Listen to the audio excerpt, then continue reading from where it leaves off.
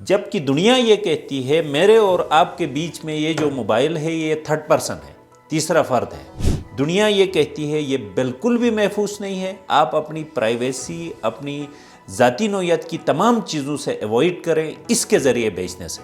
امپرسونیفیکیشن کہتے ہیں، آپ کے نام پہ میں آئی ڈی بناتا ہوں آپ کی تصویر لگا کے، یہ بھی کرائم کے اندر آتا ہے۔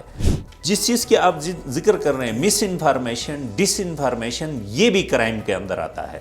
آپ کی ہر کلک کے ساتھ آپ کی ہر بات پبلک ہو جاتی ہے، آپ اس کو دوبارہ اپنے پاس سمیٹ نہیں سکتے۔ تو آپ یہ سمجھ لیں کہ آپ نے اپنی پرائیویٹ چیز اس موبائل میں ڈال دیا تو آپ یہ سمجھ لیں کہ وہ پرائیویسی نہیں رہی۔ السلام علیکم ناظرین، آپ دیکھ رہے ہیں ڈیلی K2 اور میں ہوں عبد الرحمن بخاری۔ گلگت بلتستان میں جب سے انٹرنیٹ کی آمد ہوئی اور خصوصاً 4G عام ہونے کے بعد گلگت بلتستان کے نوجوان، جس میں لڑکے اور لڑکیاں جو ہیں، وہ سوشل میڈیا کے مختلف جو پلیٹ فارمز ہیں وہاں پر دکھائی دیتے ہیں۔ ان کا کانٹینٹ کس نوعیت کا ہوتا ہے اور اس کے معاشرے پہ کیا اثرات ہوتے ہیں، اور پھر ڈیجیٹل رائٹس کیا ہیں، ڈیجیٹل سیکیورٹی کیا چیز ہے، ڈیجیٹل کرائم کیا ہے اور ڈیجیٹل لٹریسی کیا ہے، اس پر آج ہم بات کریں گے۔ ہمارے ساتھ اسرار الدین اسرار صاحب موجود ہیں، آپ کوآرڈینیٹر ہیں human rights commission of Pakistan کے گلگت بلتستان کے لیے۔ اسرار صاحب، آپ کا بہت بہت شکریہ کہ آپ تشریف لائے۔ سر، آپ بھی سوشل میڈیا دیکھتے ہیں، ہمارے نوجوان کس سمت میں جا رہے ہیں، کس طرح کا کانٹینٹ ان کا مارکیٹ ہو رہا ہے، پبلک ہو رہا ہے، اور اس کے پھر ہمارے یوتھ پر، ہمارے لوگوں پر، ہمارے معاشرے پر کیا اثرات مرتب ہو رہے ہیں؟ بہت شکریہ بخاری صاحب آپ کا اور K2 ٹی وی کا۔ یہ بہت ہی اہم ایشو ہے اور برننگ ایشو ہے، اس پہ آپ نے آج مجھے بات کرنے کا موقع فراہم کیا، جس کے لیے میں شکریہ ادا کرتا ہوں۔ بہت شکریہ۔ دیکھا یہ گیا ہے کہ اب دیکھیں ہمارے یہاں تو انٹرنیٹ بہت بعد میں آیا ہے، اور کمپیوٹر اور ڈیجیٹل ڈیوائسز جو ہیں یہ بات کی ہمارے یہاں ان کی آمد ہوئی ہے۔ دنیا اس کا استعمال بہت پہلے سے کرتی رہی ہے، اور اس کے استعمال کے لیے دنیا نے اپنے ہاں قوانین، پالیسیز، کوڈ آف کنڈکٹ، ضابطۂ اخلاق کی چیزیں پہلے طے کی اور بعد میں ان چیزوں کا استعمال کیا۔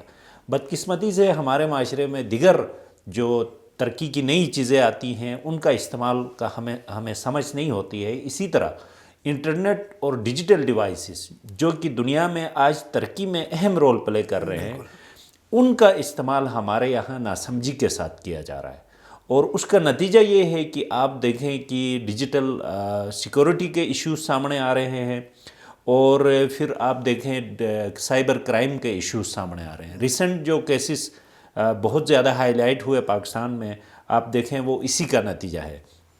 تو اور پھر اہم بات یہ ہے کہ چونکہ ایک پوری پبلک، پوری آپ دیکھیں پاپولیشن اس کا استعمال کرتی ہے، تو بیک وقت ان سب کو یہ بات سمجھانا بھی انتہائی مشکل کام ہے، لیکن کوئی نہ کوئی اسٹریٹجی تو بنانی ہوگی کہ لوگوں کو یہ بات سمجھ آ جائے کہ یہ جو اب ہم ڈیجیٹل رائٹس کی بھی بات کرتے ہیں کہ لوگوں کو ایکسیس ٹو انٹرنیٹ تک ایکسیس، کنیکٹیویٹی کا ہونا یہ بھی ضروری ہے۔ یہ اس لیے ضروری ہے کہ لوگوں کی اب تو روزگار اور لوگوں کی زندگی کا دار و مدار انٹرنیٹ پہ ہے۔ فری لانسنگ کے ذریعے لوگ کماتے ہیں، کاروباری لوگ آپ کی طرح جو میڈیا سے تعلق رکھنے والے ہیں ان کا بھی تعلق انٹرنیٹ سے جڑ جاتا ہے۔ ہمارے جیسے لوگ جو کام کرتے ہیں، جس ادارے کے ساتھ کام کرتے ہیں، ان ساروں کا ہم سب جو ہے انحصار انٹرنیٹ پہ کرتے ہیں۔ تو یہ ہمارے ڈیجیٹل رائٹس ہیں۔ ڈیجیٹل رائٹس ایک طرف ہیں، اور دوسری طرف ڈیجیٹل سیکورٹی کے ایشوز ایک طرف ہیں، اور پھر آپ دیکھیں سائبر کرائم ایک طرف ہے۔ تو ان ساروں کو بیلنس کیسے کیا جائے، اس پہ بات چیت ہونی چاہیے۔ اور آج آپ نے مجھے مدعو کیا تو میں اس لیے یہ بات سامنے رکھنا چاہتا ہوں کہ یہ اس میں لیڈنگ رول گورنمنٹ کا ہے، باقی سول سوسائٹی بھی اس کے اندر ذمہ دار ہے، اور ہم آپ سب جو میڈیا ہے ہم نے بھی اس کے اوپر اویئرنیس دینا ہے۔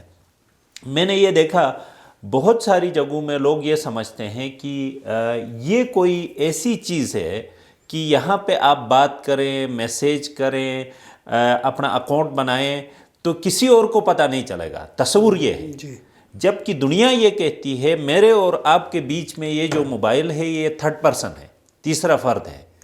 میں آپ کو میسیج اس کے ذریعے کرتا ہوں تو اس کا مطلب میں تیسرے فرد کے ذریعے آپ کو میسیج بھیج رہا ہوں۔ تو آپ یہ سمجھ لیں کہ آپ ایک فرد کو اپنی ساری انفارمیشن سونپ دیتے ہیں، پرائیویٹ تصویریں، میسیجز، سب چیزیں، اور آپ یہ سمجھتے ہیں کہ یہ محفوظ ہے. کیسے محفوظ ہے؟ دنیا یہ کہتی ہے یہ بالکل بھی محفوظ نہیں ہے. آپ اپنی پرائیویسی، اپنی ذاتی نوعیت کی تمام چیزوں سے ایوائڈ کریں اس کے ذریعے بیچنے سے. تو اس کا استعمال آپ ہمیشہ پوزیٹو کاموں کے لیے کریں. اس دوران بھی آپ کو فل پروف سیکورٹی کی ضرورت ہے، جس کے لیے آپ دیکھیں یوٹیوب کے اندر بھی، گوگل کے اندر بھی بہت سارے ایسے پروگرامز اور احتیاطی ادروائز تدابیر ڈیجیٹل رائٹس کے جو آرگنائزیشنز ہیں. جیسے پاکستان میں ایک مشہور آرگنائزیشن ہے ڈیجیٹل رائٹس فاؤنڈیشن، وہ اسی پہ کام کرتی ہے. اور جو ایکسپرٹس ہیں اس کمپیوٹر کی آئی ٹی کی دنیا کے، وہ آپ کو بتائیں گے کہ ایک پاسورڈ کی کتنی اہمیت ہوتی ہے، اپنے موبائل کو سیو کرنے کے لیے کتنے طریقے. میں ایک آپ کو چھوٹی سی مثال دیتا ہوں. جب آپ موبائل تبدیل کرتے ہیں نا، تو آپ کو نیا موبائل لیتے وقت پرانا موبائل کسی کو مت بیچنا چاہیے. آپ نے 1000 دفعہ بھی ڈیلیٹ کیا تو ممکن ہوتا ہے کہ اس کے اندر آپ کی چیز محفوظ ہوگی. اس لیے بہت سارے لوگ اپنا پرانا موبائل اپنے گھر میں رکھتے ہیں، نیا موبائل خریدتے ہیں، وہ پرانے موبائل کو یا تو ڈسپوز آف کرتے ہیں، بالکل توڑ کے پھینک دیتے ہیں، یا اپنے گھر میں محفوظ رکھتے ہیں. تو یہ کچھ بنیادی چیزیں میں نے آپ کو بتائی، اور بڑی دنیا ہے اس کے اندر.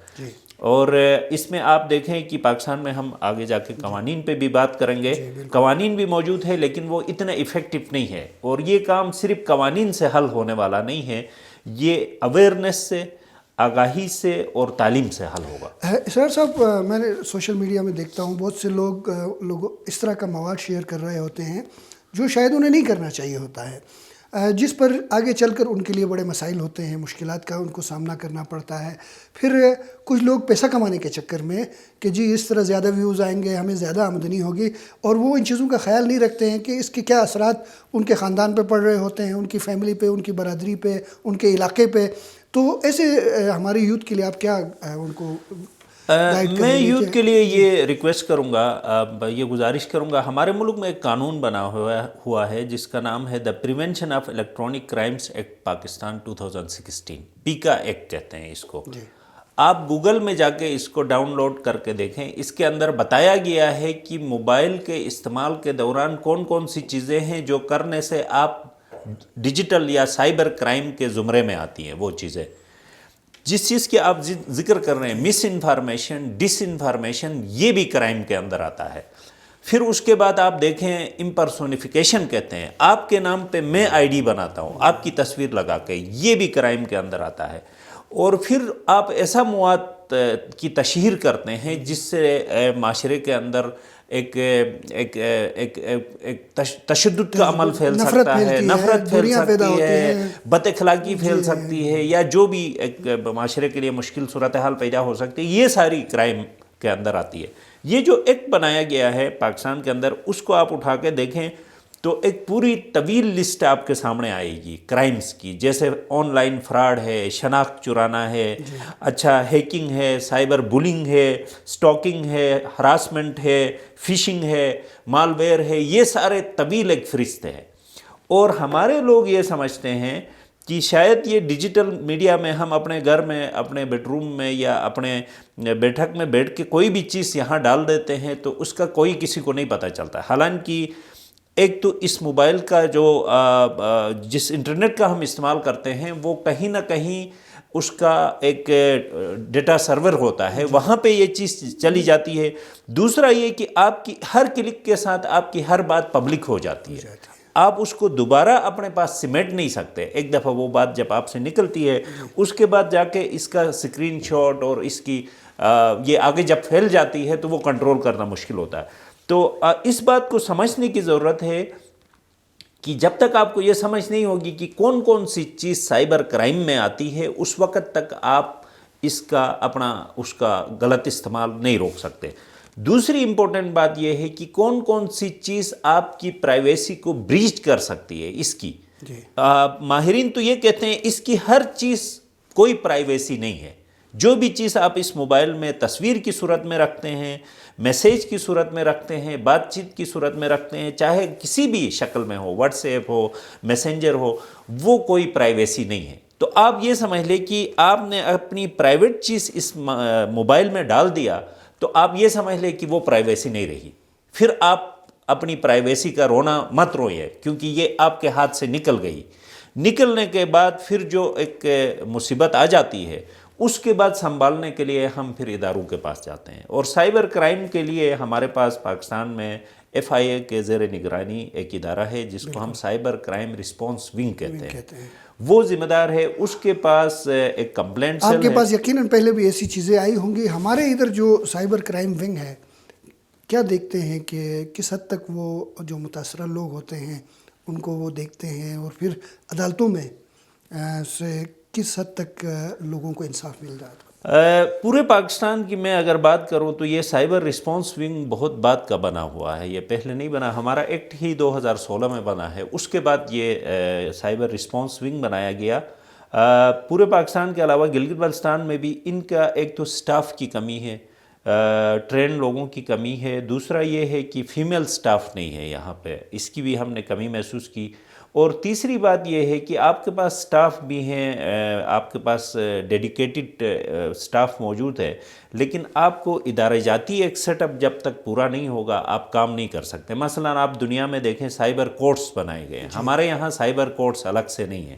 جو کیسز جاتے ہیں ٹمپریری ایک کورٹ ڈکلیئر کیا جاتا ہے, وہاں پہ یہ سارے کیسز چلتے ہیں.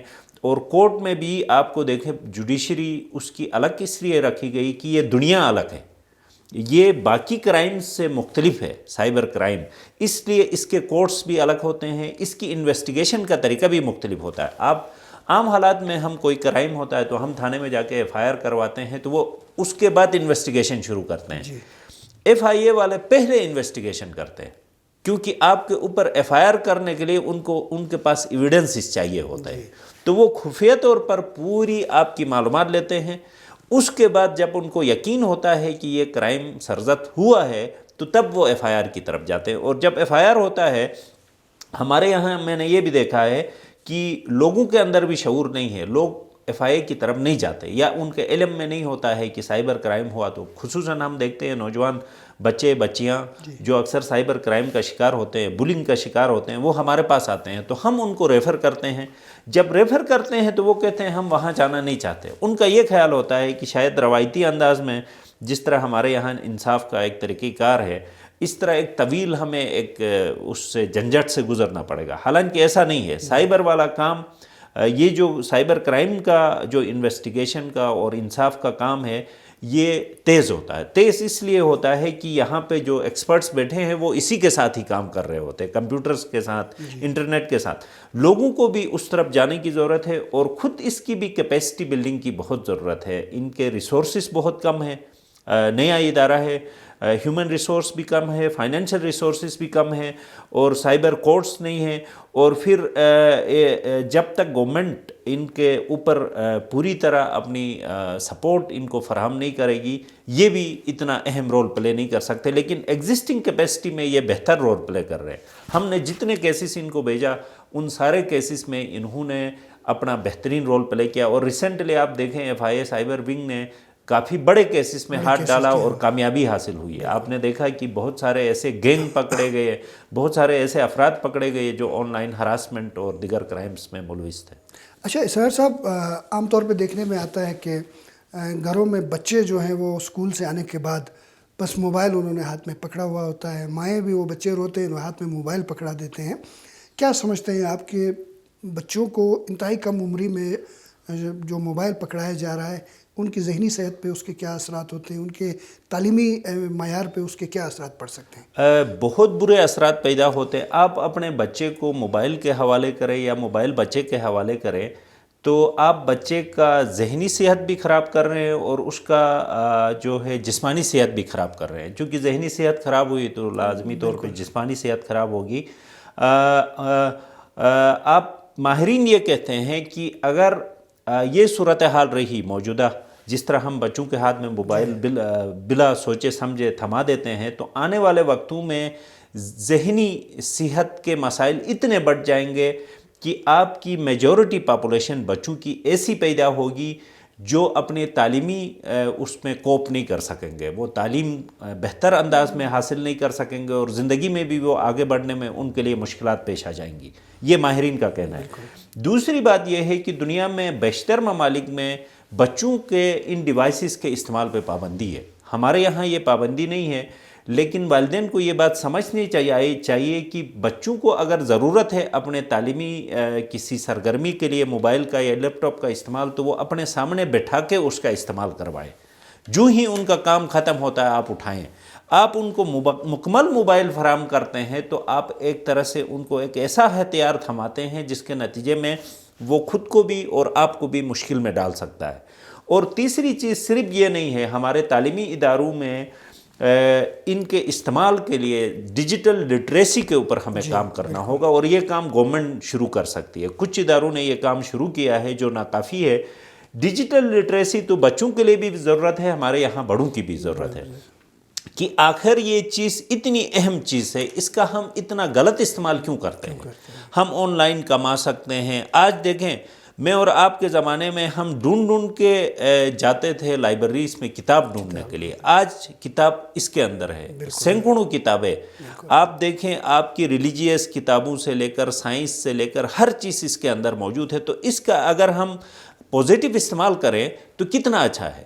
اور اس کی پوزیٹیو استعمال کے لیے ہمیں جس طرح باقی معاشرے میں ہم عام حالات میں اپنے بچوں کو تہذیب تمیز سکھانے کے لیے بہت سارے اقدامات کرتے ہیں، تو اس کے اندر بھی ہمیں ڈیجیٹل لٹریسی پہ ہمیں کام کرنا ہوگا، جس میں تعلیمی ادارے، گورنمنٹ اور والدین کا اہم رول ہے، اور سول سوسائٹی کا اہم رول ہے. یہ مل کے ڈیجیٹل لٹریسی پروگرام شروع کرے جس میں اپنے بچوں کو تعلیم و تربیت دے تاکہ وہ درست استعمال کرے. اور یہ بخاری صاحب صرف قوانین سے روکنے والی چیز نہیں ہے. پہلے بھی میں نے عرض کیا تھا، جب تک آپ ڈیجیٹل لٹریسی نہیں پھیلائیں گے تب تک. اب میرے ہاتھ میں یہ موبائل ہے، مجھے یہ سمجھ نہیں ہے کہ اس کا استعمال کیسے کرنا ہے، تو آپ کیا کریں گے بحیثیت میڈیا؟ کوئی مواد آپ پبلک کر رہے ہیں، آپ کو اس چیز کا احساس ہونا چاہیے کہ اس کے اثرات کیا پڑ رہے ہیں، اور اس کا میں کتنا درست استعمال کرتا ہوں. آپ دیکھیں، یہ ریلز اور ٹک ٹاک صبح سے شام تک لوگ لگے ہوتے ہیں، آپ کا وقت اتنا ضائع ہوتا ہے، آپ کو سمجھ نہیں آ رہی کہ اس کا فائدہ کیا ہے.